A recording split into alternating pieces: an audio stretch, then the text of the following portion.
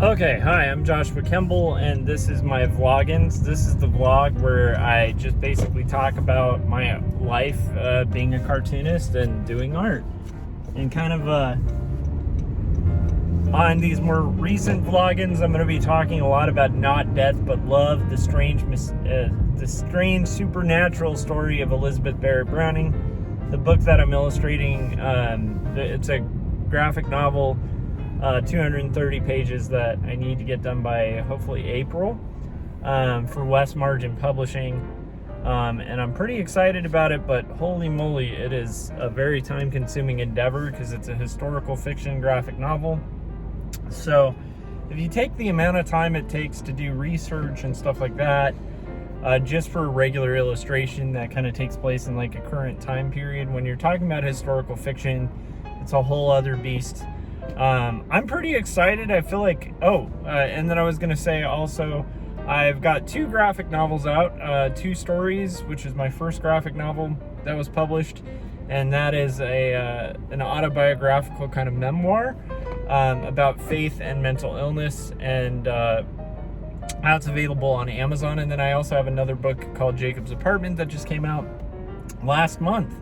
And that's a comic book, graphic novel best explained by if you took Eternal Sunshine for the Spotless Mind and Ghost World and kind of put them in a blender and drank that beverage and you like the flavor, that would be kind of equivalent to what that story is.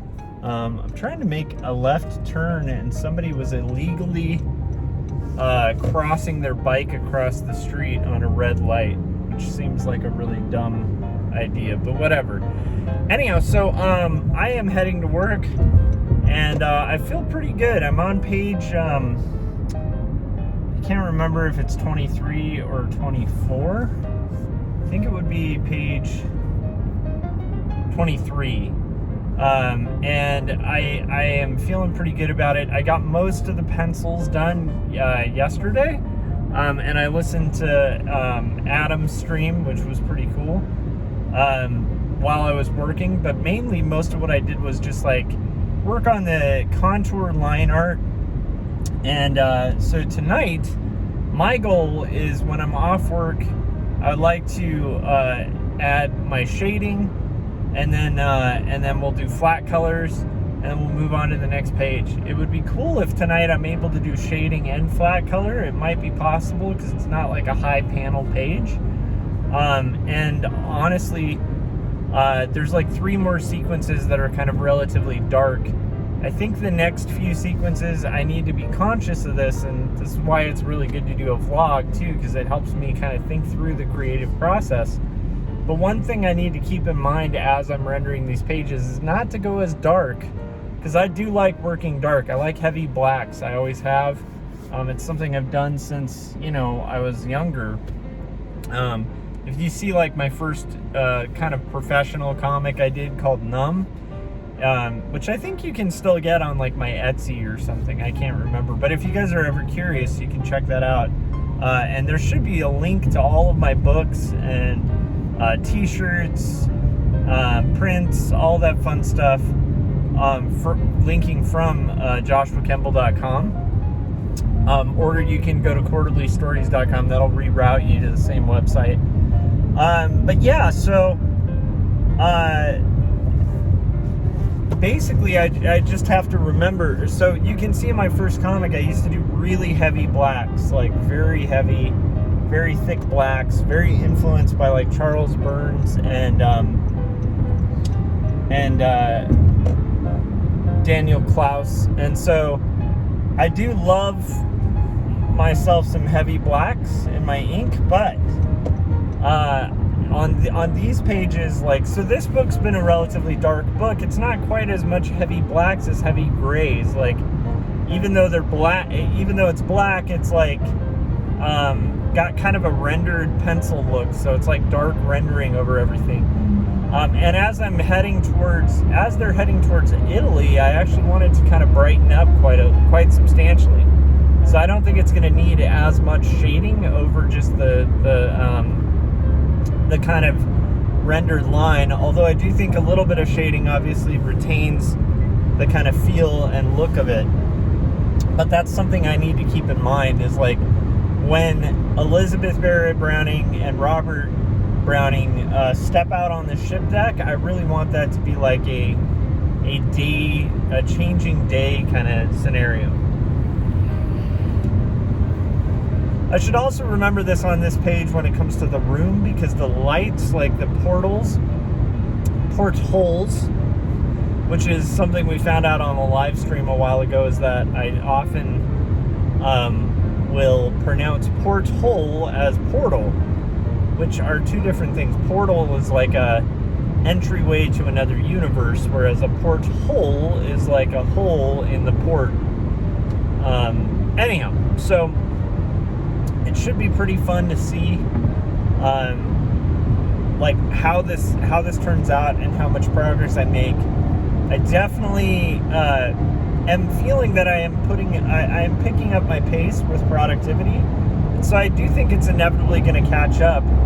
It's just not quite at the pace that I'd like to be at, but it is a million times faster than I had started with about a month ago. So I am kind of aware of the deadline that I'm dealing with, and am kind of choosing my time wisely when it comes to just working like straight. Like yesterday, I just did 9 to 2, and that's kind of what I'm going to have to do in order to get this done. And if I finish a page before 2, doesn't matter. It's not like I get to reward myself with a break. No, you clock out at 2, right? Just treat it like a job.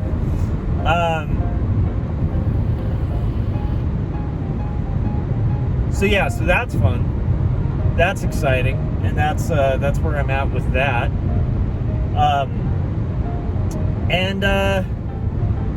Yeah, just had a really good time listening to Adam's stream. And honestly,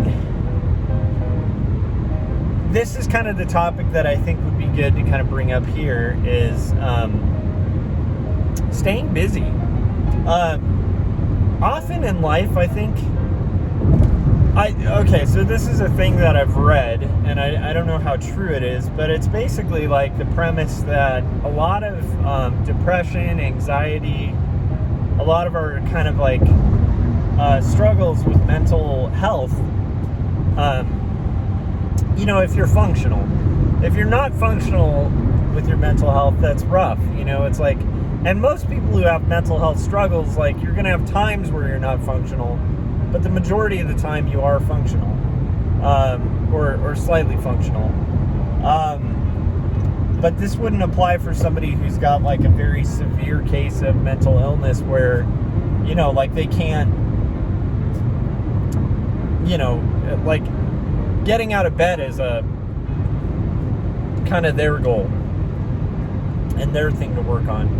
But for a lot of people, I think, that struggle with depression or anxiety, one of the first things, like if you talk to a psychologist or a doctor, they're gonna just ask you, like, are you exercising and are you sleeping, right?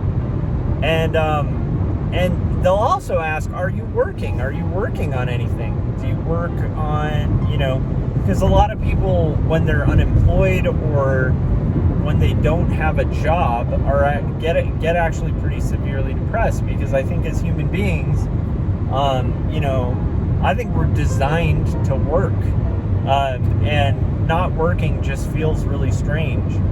We're in a society that probably overemphasizes, oh my goodness.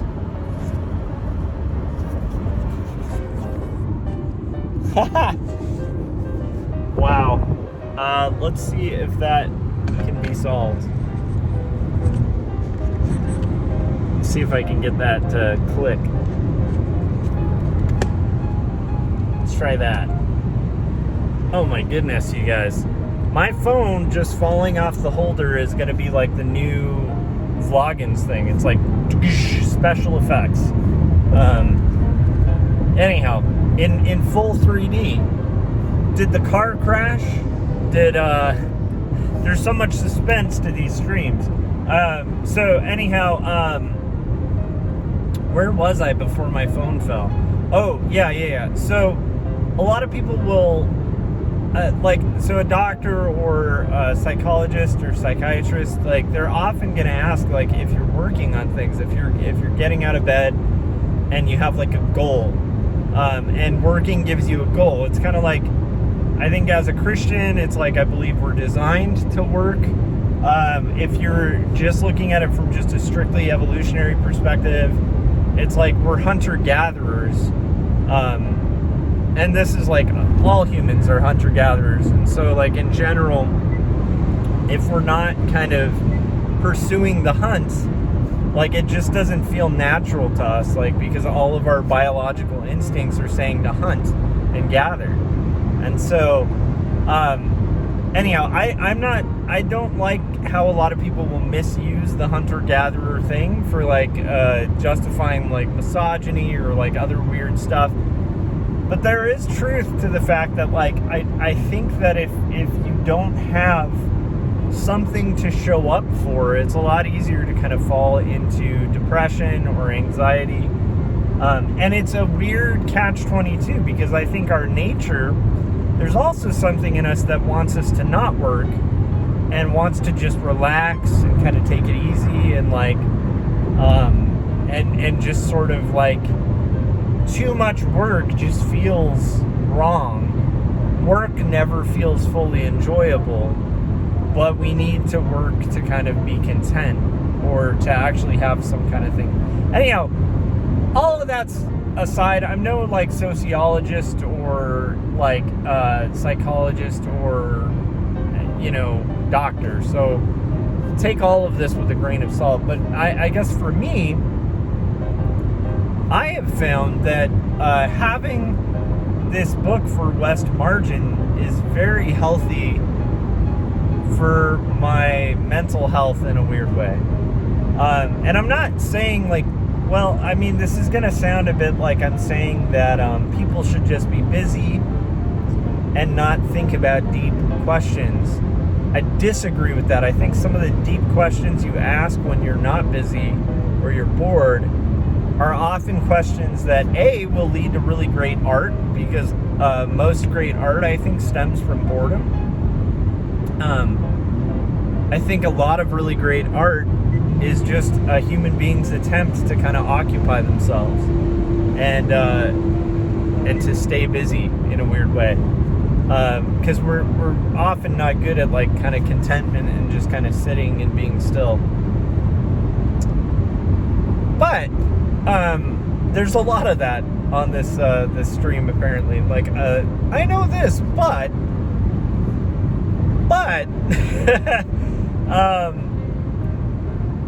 it's been really helpful for me to have this book for my mental health, because I literally don't have time to, like, sit around and obsess about, like, I can't afford to, like, second guess or doubt what I'm doing, because I just don't have time. And it's not that I don't have time because I'm important or something like that, because I'm nobody.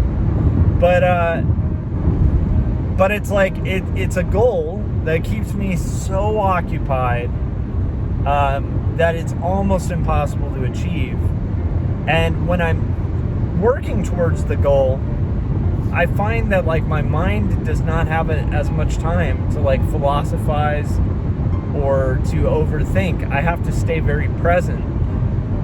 If I think too far ahead on the project, I will freak out. Like I think yesterday I was comparing it to, like, the journey to Mordor. I think I talked about, like, Joe versus the volcano, where it's like, it's this volcano that I have to head to. But if I think too much even about the volcano, I'm not gonna get there, and I'm gonna cop out when it comes to, like, what I have to do once I get there.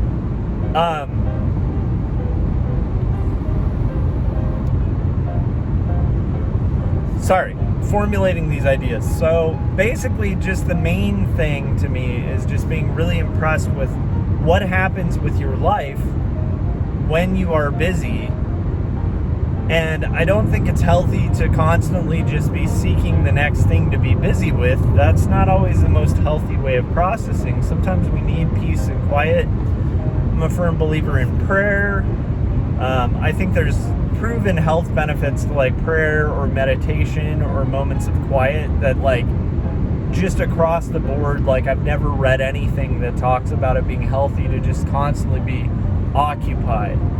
But I do think being occupied, having a goal, having an objective that keeps you moving and swimming, and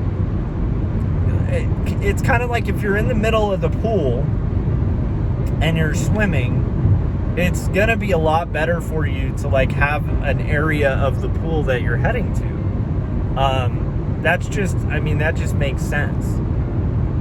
So anyhow, that's kind of what I'm thinking about, is like if you're in the middle of the ocean, picking a direction, like obviously like tread water for a little bit, look at what you have around you as options, like obviously try to find a good destination where you see a little land that you can head to, but also like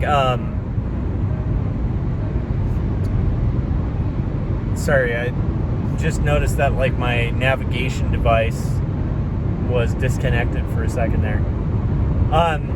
Yeah, I mean, if you notice that, you know, there's a good spot to head to, there is a point where like second guessing can be really dangerous, right? Because then you just drown. Whereas just heading steadily in one direction is going to get you a lot more progress, as long as you've kind of taken the peaceful moment to kind of analyze and consider the situation.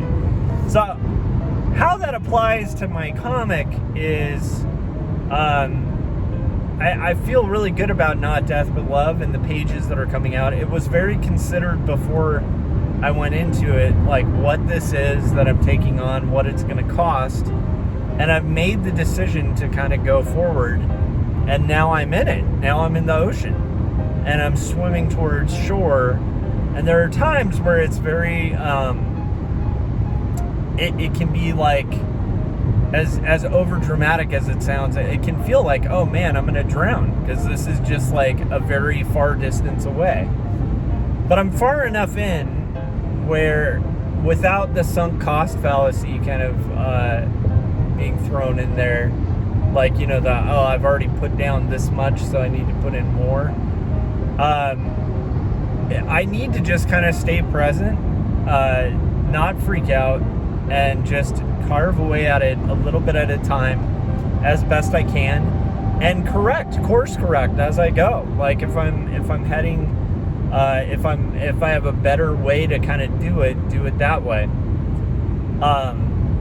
That's kind of what I've been thinking about, but also I've been thinking about how often when we're overthinkers, which most artists are, we overthink. That's what we do. I mean, we make a career out of overthinking.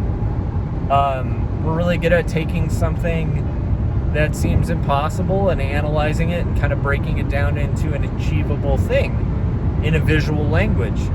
So we're rewarded for overthinking a little bit in art.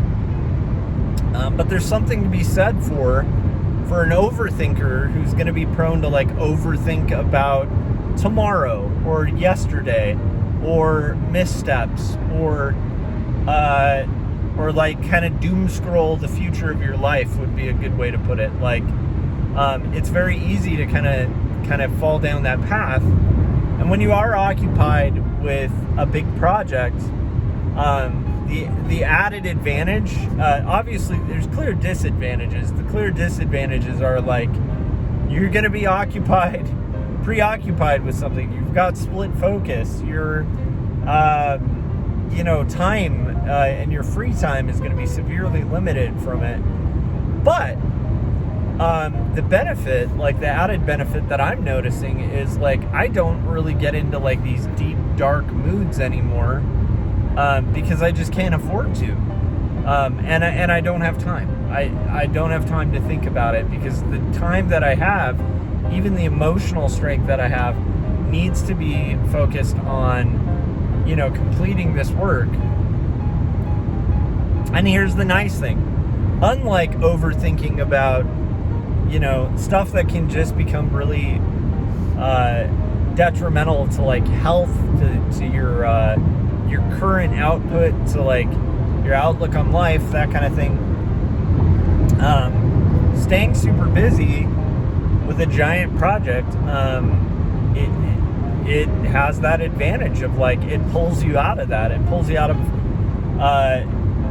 overthinking that might lead to results that aren't what you're hoping for, and kind of redirect a lot of that energy into something with. By the end of this project, I'm going to have a beautiful book, and that's the goal, is to have this beautiful book. And it's a beautiful book, and it's a beautiful story. So anyhow, I am rambling all over the place. That's kind of my thoughts. This one's one of the vlogs where like it's not an entirely fully formed idea. It's just an idea, but that's what I'm thinking about on my way to work. And now I'm going to go work as an art director, and then tonight I will head home and work on more comics. I hope you guys are having a good time on your own creative journeys, and I'd love to hear in the comments, like, you know, if you guys find that your mental health seems better when you're occupied with work. Even though we all kind of hate work. Like, work is not fun. You have to kind of find ways to enjoy work because you have to work. And that's just kind of one of those realities of life. Like, if like Ecclesiastes gets into this, but it's like the premise of like, hey, we're all kind of doomed to work. Like, even people who are like, you know, really blessed and fortunate in life have to work. It's just kind of part of life. Is like you have your career or your lot or your you know, field that you have to till. Like, you're basically just gonna be working till you die, and maybe you'll retire, and even in retirement you have to work, and then maintaining your body is work, and then maintaining your health is work, and maintaining anything is work. It's all work. But if you can find joy in your work and actually, you know, make sure that you do work, your outlook improves. That's all I'm saying. So I haven't really caught myself getting into like massive depression. This book, more than previous books, I haven't had a ton of second guessing on. Usually during the process of a graphic novel, there's a lot of like second guessing as I'm working on it. Like, is this a good choice? Am I making a good thing? In this case, I just have to make the thing as best as I can and make it a really good thing. And then I'll blink and a year is going to go by and I'm going to have a good book. That's what I have to kind of remember. And if I keep that goal in mind and I keep swimming, it's going to help me not, you know, stop, panic, and drown, basically, in the ocean that is life and day-to-day worries of the future and worries of the past, which I really am convinced, you know, anxieties like overthinking the past, overthinking the future, depression's overthinking the past, being present is just kind of thinking. Planning, you know, learning from our mistakes, but you can't overthink and be present. And I think that's really interesting. So I am rambling. I don't know if you guys found that interesting, but I'd love to hear how work affects you. If you find that, like, in those moments in life where you have almost too much work to do, in a weird way, that it's also slightly comforting because it forces you out of overthinking. I don't know. For me, that totally happens. I'm curious if that's just me or what you guys think too. All right, have fun on your creative journeys. I'll see you guys on the next vlog. Bye.